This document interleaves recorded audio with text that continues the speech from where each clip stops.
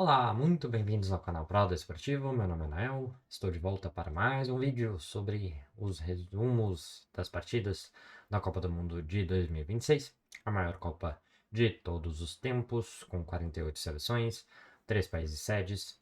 Enfim, vou comentar as partidas do 11º dia de competições. Tivemos Espanha versus Arábia Saudita, tivemos Bélgica contra Irã, também Uruguai contra Cabo Verde, e a última partida do dia de ontem foi entre Egito e Nova Zelândia. Vou comentar então seguindo essa ordem.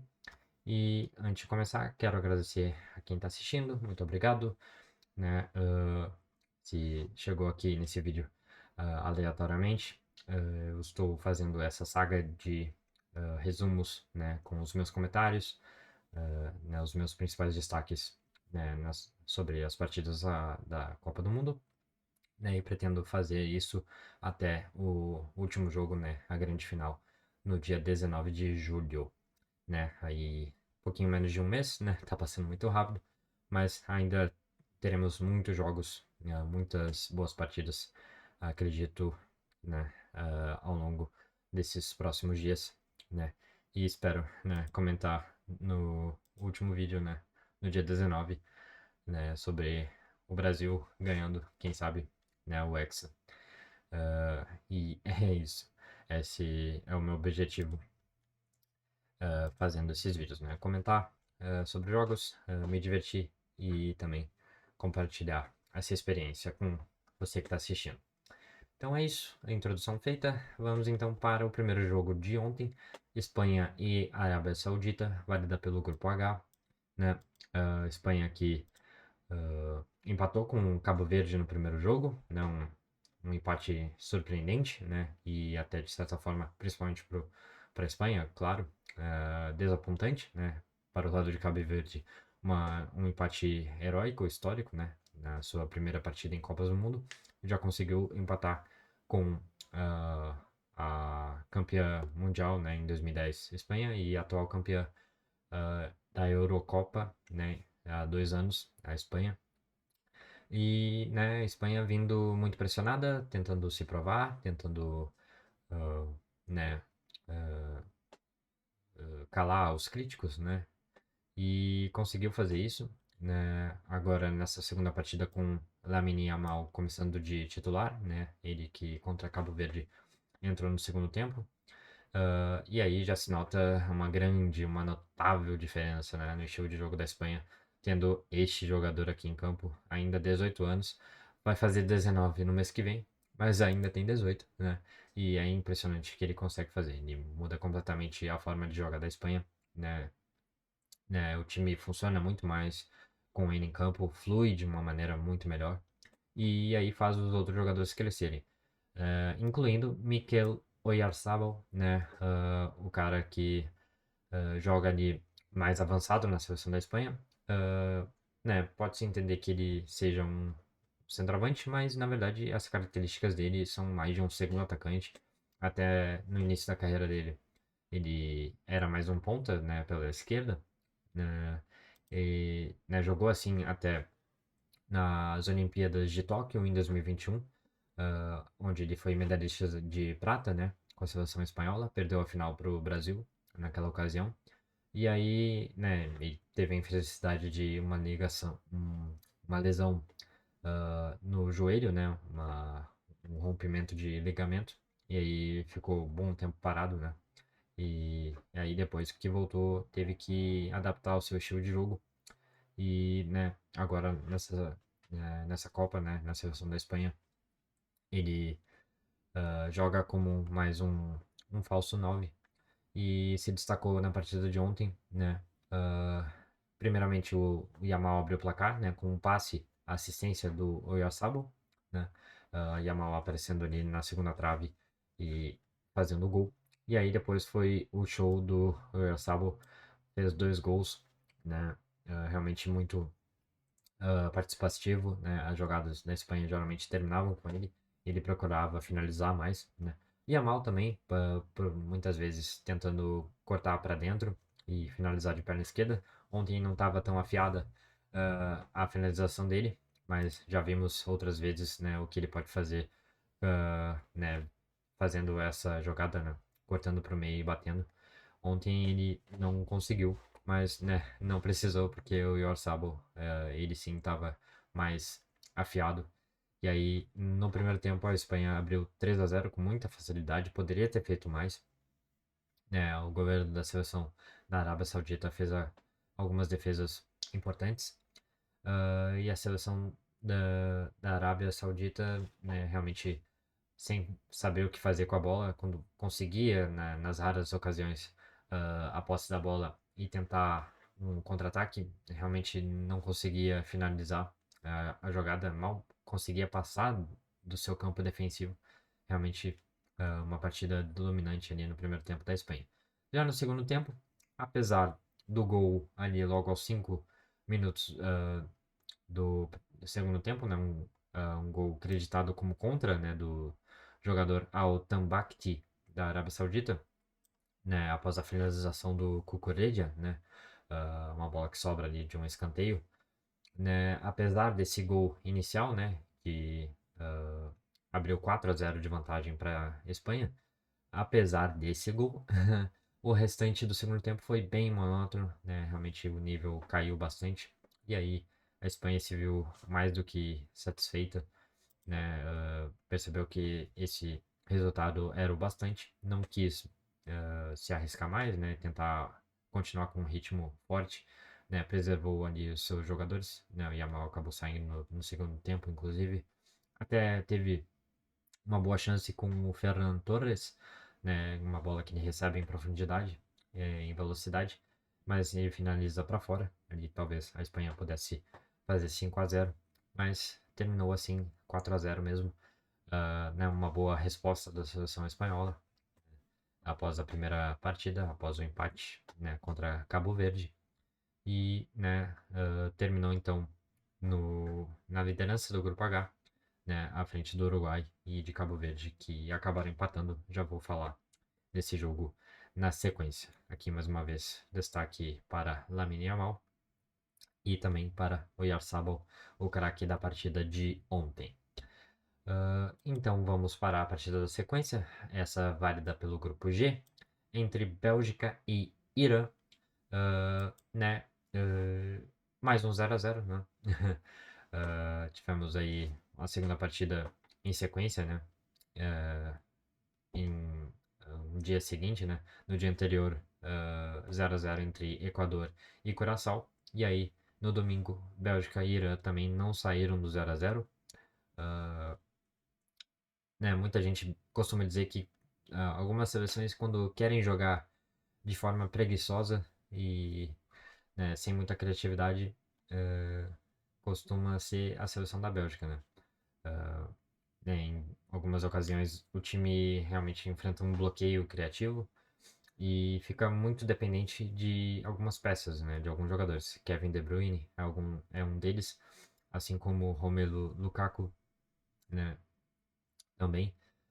E quando esses jogadores de destaque não entram na partida, não conseguem fazer a diferença, a seleção da Bélgica realmente fica muito sem saber o que fazer. Até teve algumas chances, né, de marcar, mas aí parou nas boas defesas do goleiro iraniano, o Beiranvand. Provavelmente eu pronunciei errado, mas é isso, foi um destaque da partida pelo lado do Irã.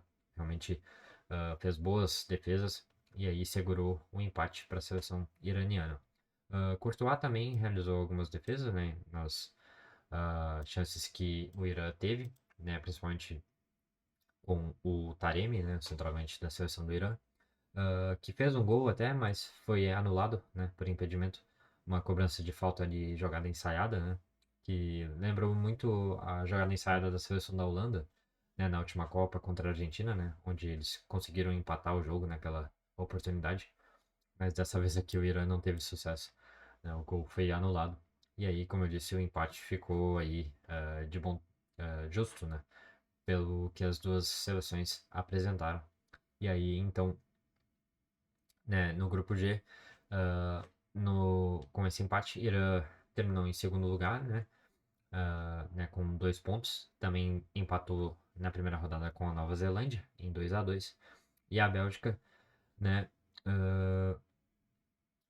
né, mais um empate, né, decepcionante, né, pro time belga, que aí também fica com 2 pontos, né, empatou na primeira rodada com o Egito em 1-1. Então é isso, não tem muito o que falar mais desse jogo, realmente as duas seleções não apresentaram muito.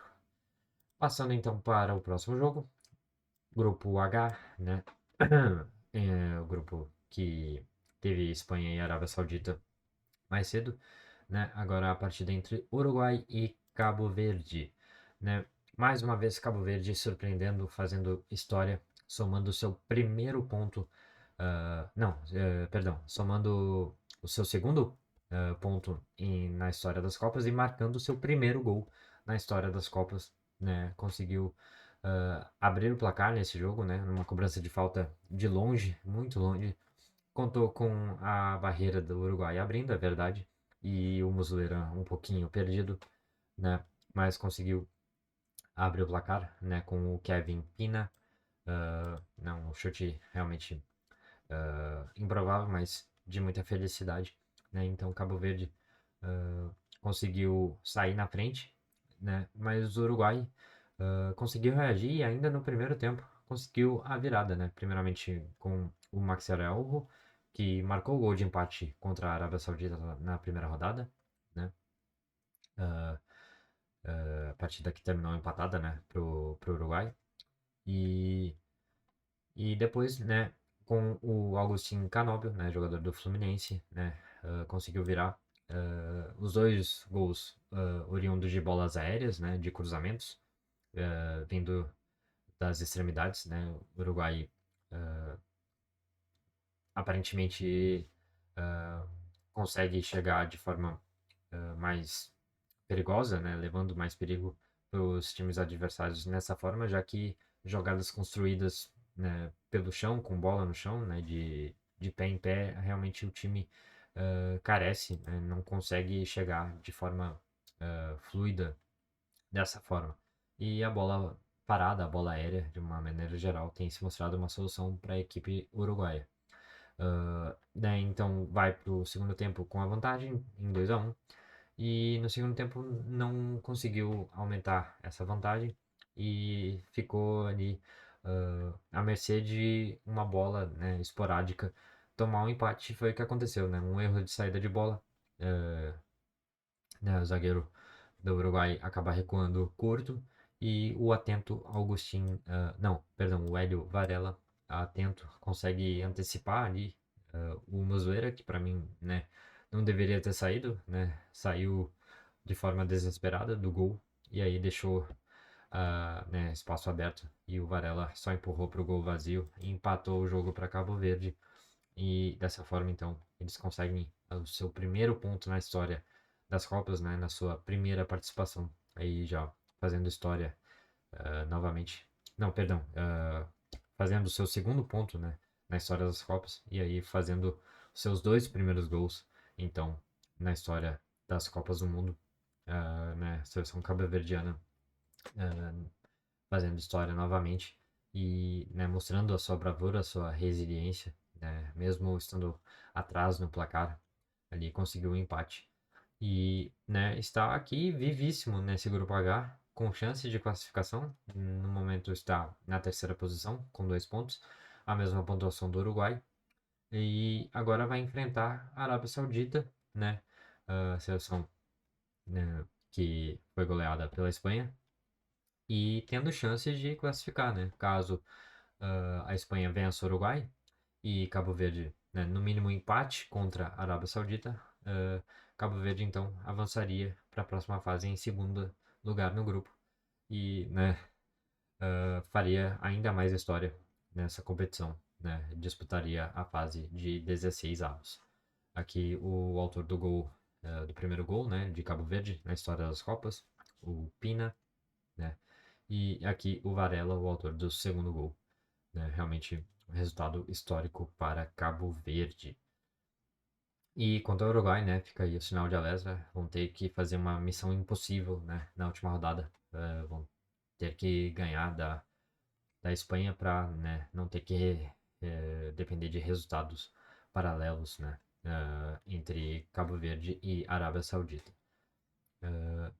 E então vamos para a última partida do dia de ontem, pelo grupo G, Nova Zelândia e Egito.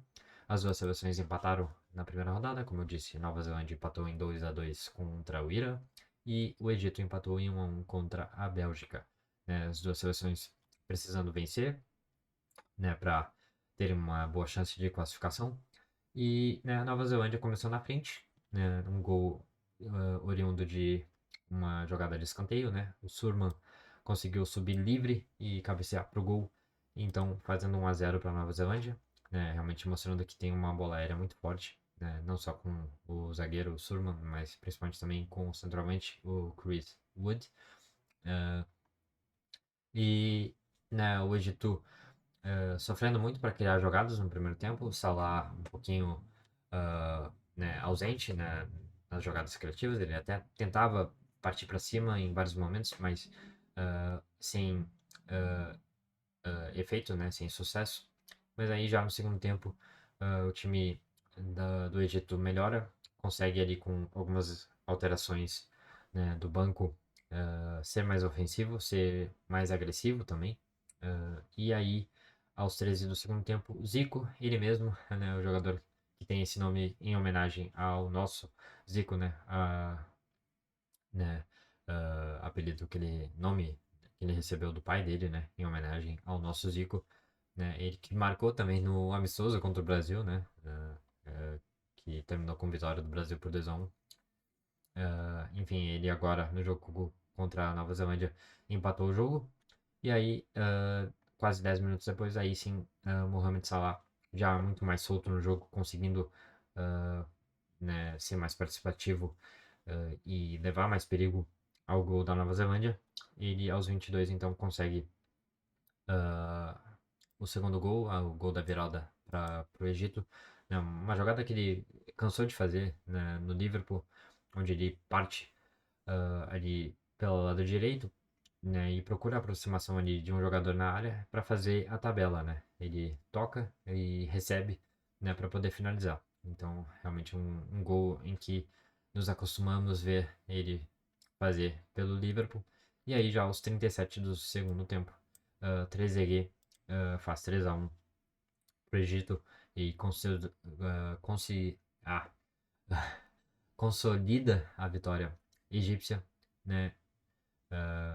E realmente um resultado muito importante para o Egito, que termina na liderança do grupo G, né, com 4 pontos, e realmente indo para a última rodada contra a seleção do Irã, né, podendo confirmar mais uma vitória e aí terminar de forma isolada, né, na liderança e passar em primeiro para a próxima fase.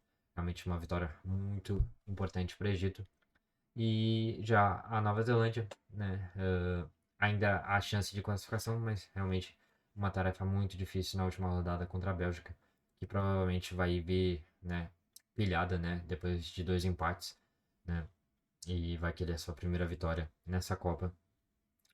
Mas, né, a Nova Zelândia já mostrou potencial para poder fazer uma boa partida e, né, não duvido que possa surpreender aí contra a Bélgica e, quem sabe, vencer, mas aí teria que contar, né, com uma derrota do Irã para cima do Egito para aí ter chance de classificação ali em segundo lugar. Então é isso. Aqui, Salah, o melhor jogador da partida, né, realmente merecido. No segundo tempo, realmente fez a diferença para o Egito. Esses foram os meus destaques da partida de ontem, né? Tô trazendo o vídeo atrasado, né? Assim como o anterior das partidas de sábado, né? Deixei para gravar tudo no mesmo dia, mas a partir de amanhã já pretendo voltar aí ao cronograma anterior, né, de postar um pouquinho antes das partidas do dia, né, começarem, né, no caso trazendo o resumo das partidas do dia anterior, né, não sei se fez muito sentido o que eu acabei de dizer, mas é isso. Vou encerrar por aqui, mais uma vez muito obrigado, quem assistiu, reforçando que continuarei trazendo os resumos das partidas até o dia 19 de julho, o dia da grande final. É isso, valeu e até a próxima.